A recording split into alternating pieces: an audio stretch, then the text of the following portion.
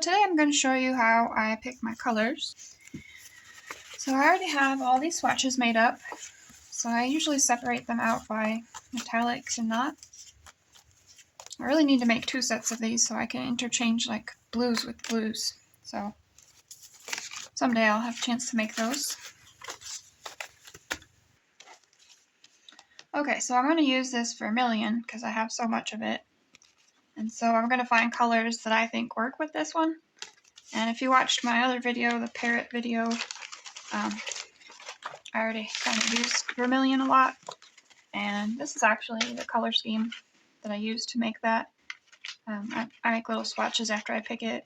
Just had an inspiration photo that I used to pick these colors, but it didn't really turn out anything like I thought, so I didn't show that to you, but I'll show to you how I'm going to pick out the next set and hope that the painting turns out okay so I can show you. I already did all this and made this video, and I realized my address was on the rest of this paper, so I'll have to start all over again. This video just doesn't want to be made, so hopefully somebody will watch it. Okay, so we have vermilion that we need to use up. So if it's a really weird color I haven't used before, sometimes I just kind of scan the colors down and you come up with some interesting combinations. So I'm really stumped on what color. Obviously, I love blue, so I'll put blue in there, but sometimes weird colors go together. So if I'm really looking for inspiration, I'll kind of just go through all of the colors and see if something weird looks good next to it. I don't think I'm going to do that today. So with red, kind of stuck with, usually end up with a kind of a rainbow color because I put with blue, and you need some variation. So I'm going to put yellow, so it will make orange with the red here. And I know I'm going to put a blue, but which blue I want to use is the question. So I kind of do like this darker blue, this ultramarine. Ultramarine's kind of see-through though. Kind of think it might get lost. So I do have a whole lot of this. This is turquoise from Amsterdam, turquoise blue. And I haven't used it, and it's been mixed up for a while. So I could use that. That looks pretty good. But and I also haven't used a metallic yet, so I usually like to use one metallic. And I could do green. That would look good. But because I'm mixing a blue and a yellow next to each other anyway, that's going to make green and this is going to make orange. So those colors are kind of covered. I don't want like a ton of green in this because I just don't really want a ton of green. So sometimes like a lighter blue looks good too. So that would actually work as well. I'm trying to do this for a split cup, so I need a lot of variation.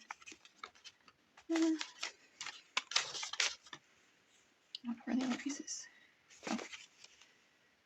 So like a light green would, there's a lot of greens that would work for this, but I think I'm going to do 2 blues. So I'll do a darker blue. Could use this Master's Touch blue. It's about to storm, so it's kind of getting dark, so hopefully this isn't still visible. So I could use the metallic blue for turquoise because I have metallic teal and cobalt blue from Artist Loft. Those are both the same as this turquoise color, so I could substitute this regular color with this metallic color and get about the same result. And sometimes using metallics is actually better if you don't want color mixing, because sometimes it's more stuck to the mica pigment. The pigments are more stuck to the mica, so then they don't blend as much. So if it's a really weird color combination, I'll sometimes put a metallic where they meet and I don't want them to mix as much. Both of these choices are kind of lower quality paints, so I don't know that that's going to help that much, but I do have 2 cups of this mixed up. I know because I accidentally made it twice.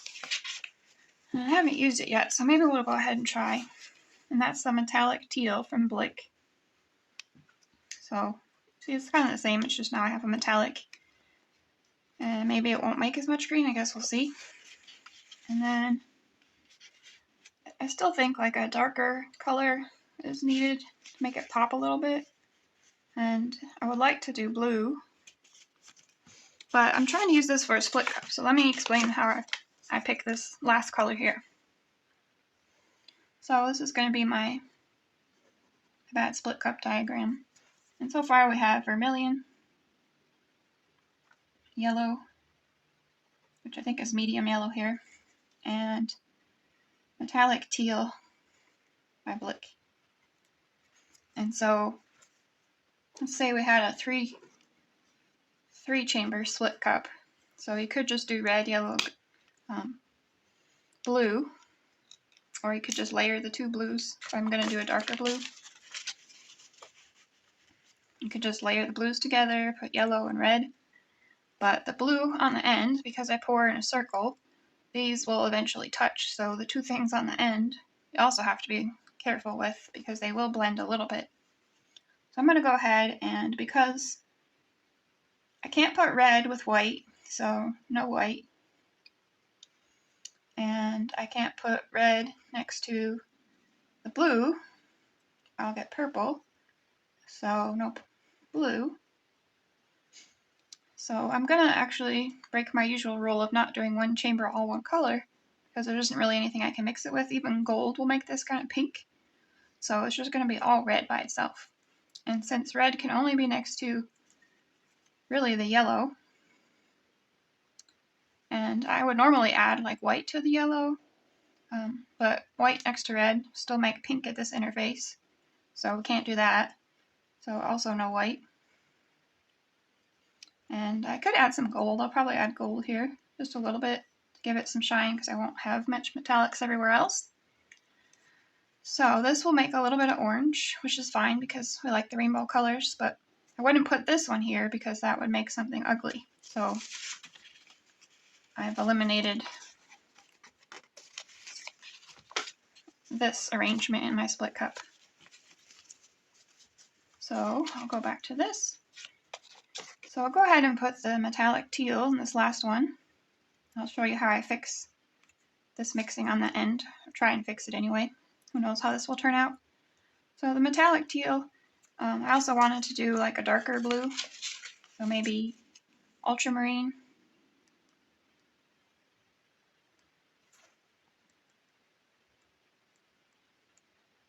And because yellow next to white is okay, and these are going to make some green, it's fine. I'm going to add white in this chamber in between the blues because that's okay because it's touching yellow and yellow doesn't mind if it has some white next to it. And again, I'm going to fix this touching this side in a second. But so now I have these layers that I'll alternate and then put my gold here. Red's going to have to kind of be on its own.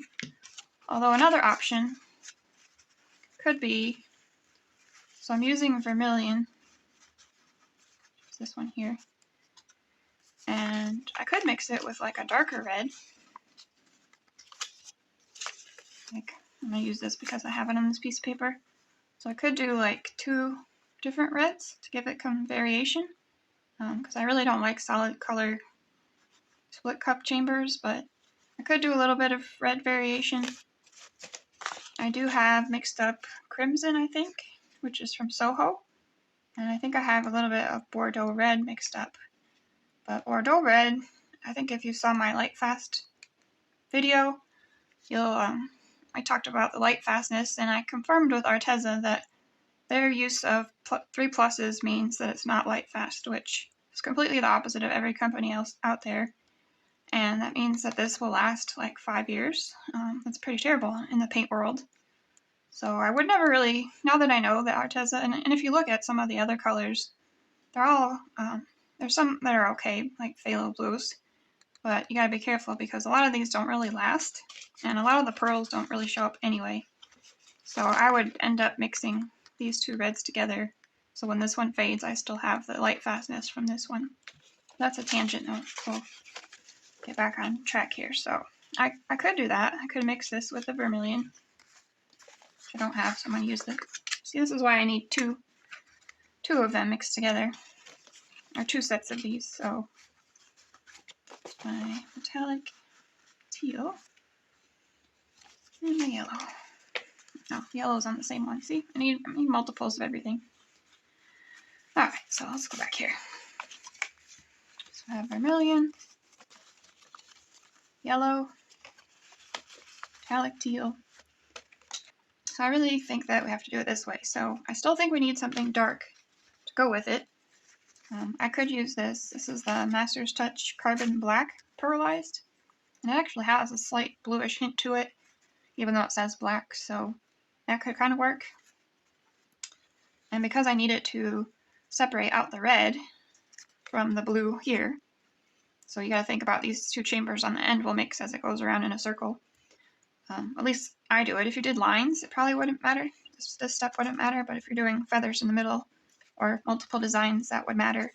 And it actually matters a lot when you use thick paints in your split comp, like 3 or maybe like 4-second paints, so like what I would use for a straight pour.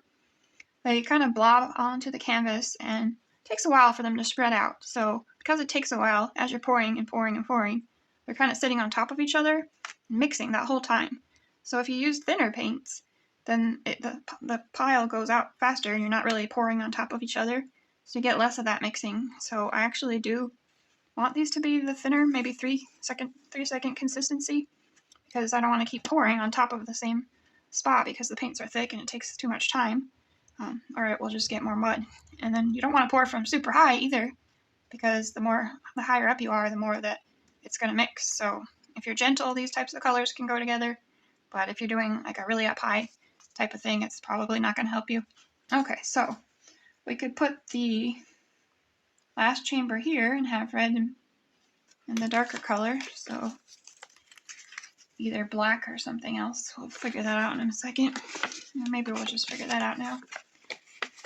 So black next to yellow makes kind of a weird green color, which is probably okay because we have some green. And then black next to the red, you need a lot of red. So that would be okay if we put it here. Because the whole chamber is red, it won't get diluted out from different layers in this cup. So that could be okay here. But we could also put it on this side of the cup, so it would be fine next to the blues. Blues just work with almost everything. We could put it here, and it's still touching the red, but not directly next to the red as you're pouring it, so you would get less mixing. So either one will work, but because you get less of a strong mixing from the two end chambers, if I put it over here, get that one. I don't know how good my diagram is, it's probably not very good. So if I put the black or Payne's gray on this side, it will mix with the red and it'll be okay. It's away from the yellow, which is okay. It always works well with blue, so it's okay. So I think on this side is where we should put the black. And so now we just got to decide which black or which color we're going to use. And because normally I would probably use black or this Master's Touch Pearl, but as you know, I have a lot of that. It's Payne's gray mixed with black mixed up for this wandering straight pours, but it's that bad Floetrol that's same as the vermilion I'm trying to use. So just because I have huge containers of that really need to be used up, I'm going to use this, but normally I would use the black. But I kind of like doing it like this too, because I can say, oh, I know I have 2 cups of metallic teal. Instead of just picking randomly, I can adjust it a little bit. So Payne's gray is almost black, so it's not as overwhelming as the black, so it's a little bit better. Though I do have a lot of black added to the mixture that I have. So I think we're going to actually do Payne's gray. So I'll put Payne's gray plus black. Okay, so those are the colors. Vermilion, yellow, metallic teal, and sort of a Payne's gray. Oh, and I forgot my ultramarine. And ultramarine mixed with that, and Payne's gray. So there we have our color palette. And hopefully this makes more sense on why I load the split cup the way I do. And sometimes you just have to try it anyway and hope for the best. But if you do want to sit down and think about it, you just think about the fact that each of these intersections is going to have some mixing, not as much as like a straight pour. And then the 2 chambers at the end also interact with each other, unless you make straight lines like Fiona does the back and forth one. But I don't do that really ever, so I need to worry about these intersections. So just think about what color you have in here. Will something mix here to be ugly? And do that for each chamber. I don't want ugly, no ugly. And then you should be okay. As long as you like the color that these 2 will make. So I'll get a little bit of orange, a little bit of green. And so I don't really need to add orange or green because it will be made here. And then I shouldn't get any pink because there is no white touching the red, and there's no blue touching the red, although a little bit of Payne's gray. And then the yellow doesn't have white in it, so it's not touching the red either. And so we should be safe. And the red is away from the blue, so we shouldn't get purple there. So this is like the best case scenario. If it pours nicely and we're not pouring too much on top of each other, then it should be okay. So we'll see how this turns out. And normally I don't stop here. I'll end up swatching the colors to make sure. Like here I had lots of choices based on stuff that I had mixed up. And when they're on these, they look a little different than after they're mixed with vermilion. So I'd actually take these from the actual cups and kind of blob it on there. And that way I can get a better idea, because sometimes I think one will look better, and then once I put it on the paper, I think another one. That's how I do it. Like here, I had multiple choices for this one, and I kind of just look at it, because you need a lot of contrast for a split cup. So, for instance, like here's one that I did. It's a lot of blues and greens. But this would not really work well on a split cup for me anyway. They're too similar. There's not enough contrast. There's one contrasting color, and these are very similar. So when you're pouring the split cup, the lines are very thin, so you don't see that much of each color. So if they're very similar, it looks like a very similar blob on your canvas. So that's why I've learned that you need to add a lot more contrast. So you could add like a dark green here instead, and then if you just left that one out, then you have just a little bit more contrast. I still don't think that would be enough. So I would normally add in some light greens. I'm trying to find an example. So like in this example here, I would add in something lighter, some super bright yellowish green, so that there's more contrast, and then like a Payne's gray, dark blue. So you want to make sure there's a lot of contrast. So these colors are very different, so it's fine. But anytime you're mixing, like I love blue, I love blue, so I would love to do all blue paintings, but it just really doesn't work well in the split cup. I mean, obviously there's exceptions, but as a general rule, that's not the best to go with it. And so this applies for split cups, but in a regular straight pour, this could be beautiful and fine, and you could put white between the layers and it would be just fine. It's just that it doesn't work for a split cup very well. So just something to consider. Uh-oh, sorry, I've got a cat now. Cat interference. Yeah. And so, like, here's one. Excuse me, sir. Here's one that I did. This was for a collaboration with purples and greens, and it's a lot of contrast on this one, and I really liked how this one turned out. This is a weird color combination that I got from an inspiration photo, and I really like that one as well. But I did a split cup here, and it didn't mix, so that part was successful. But it wasn't the best composition, so I didn't end up showing you guys that one. I'm sorry, there's a thunderstorm, so there's a scared cat here. She thinks I can protect her from thunder. Let's see. So I think that's pretty much it on how I choose my colors. I mean, it's kind of just a guide. It's not like a for sure. Obviously, can't change the pages while you're sitting on this. So like this one I did, and I thought it was enough contrast, but this is Anita fuchsia. I know it says Master's Touch, but it's not. It's Anita fuchsia, and those Anita ones really kind of take over a little bit. So this one looked actually pretty bad because it was very similar colors, and it just looked like a pink blob really. So that one didn't turn out the best. Okay, so this is how I sometimes get my inspiration for color schemes. So I have this is Pinterest. So I have some color schemes that are saved. Believe it or not, this was the one that was the color inspiration for the parrot tropical looking pour. So that's why I didn't end up showing it to you, because it doesn't look anything like the inspiration, which is normal. But yeah, I might go here and say, hey, I want to pick these colors. And so then I would take my swatches and be like, oh, that orange goes there. And then that pink right there is perfect. And this teal really works over here. So I would use this. I might do this one someday. I kind of like it. And I have to use my orange. So you can probably see this one in my orange color inspiration. But you can find all sorts of different combinations. Sometimes I just use what they have on the side and I kind of match it up. But a lot of times I'll just look at the picture and match it up. And then sometimes these will work for like straight pours or split cups, but then a lot of times the colors won't really mix well together, so you have to keep in mind which colors won't go well together. So do I like this one? Yes, but like that olive green and that red probably won't go well together, so that'd be tough.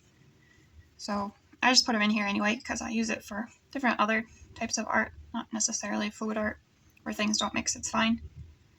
So hopefully this is visible. So like this one, I have this one in my notebook here. I have color matched this because I have a whole bunch of this extreme sheen coral.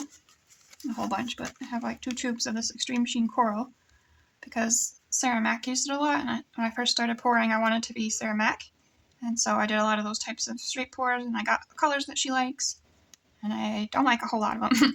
So the coral, I can't seem to find anything that it goes with, and the bright aqua green, not really my favorite either. So when you're watching, if you're new, you don't have to go out and buy the colors that you see your favorite artist use. You just work with what you have. I mean, I did that too, where I went and bought what they were using, not knowing any better, but now that I have done this a little longer, I wouldn't necessarily buy everything that they buy. But yeah, so that's how this ended up in my notebook. I actually did this painting. It's that magenta one, the Wandering Straight Pour, and at the last minute I kind of chickened out on this coral, just because extreme sheens in my experience have been kind of disastrous, so I haven't had the best luck with using extreme sheens, so I did chicken out on that one. I didn't want to waste a canvas. A lot of times, like in the beginning I didn't mind, but now with everything being kind of expensive, I kind of don't take as much risk as I used to. But like some of these, you can see the colors they put together, and obviously they got some greenish brown here. I don't know if they added it or not, but I'll just put these photos in here for inspiration. Like, here's a good one. This is kind of a neat color scheme. I like it. It's nice neutrals with some blue. This probably wouldn't work very well on a split cup. It's just not enough definition. But it'd probably be great in a straight pour, like a plain old galaxy straight pour. This one, I like it, but this many light colors probably won't come out the way you want. But you never know until you try. Some people have better luck than other people. I don't have the best luck with some color combinations. So even though I love some of these, I don't end up using all of them. So like this is a good example. So we have a purple, a green, kind of a light blue. This has a lot of contrast, so if you can make it so the green and the purple don't interact by putting them, maybe put the green over here, this is something that I would consider would work for a split cup. So that one has a lot of potential. This one's probably too much of a similar color. It's probably going to look washed out.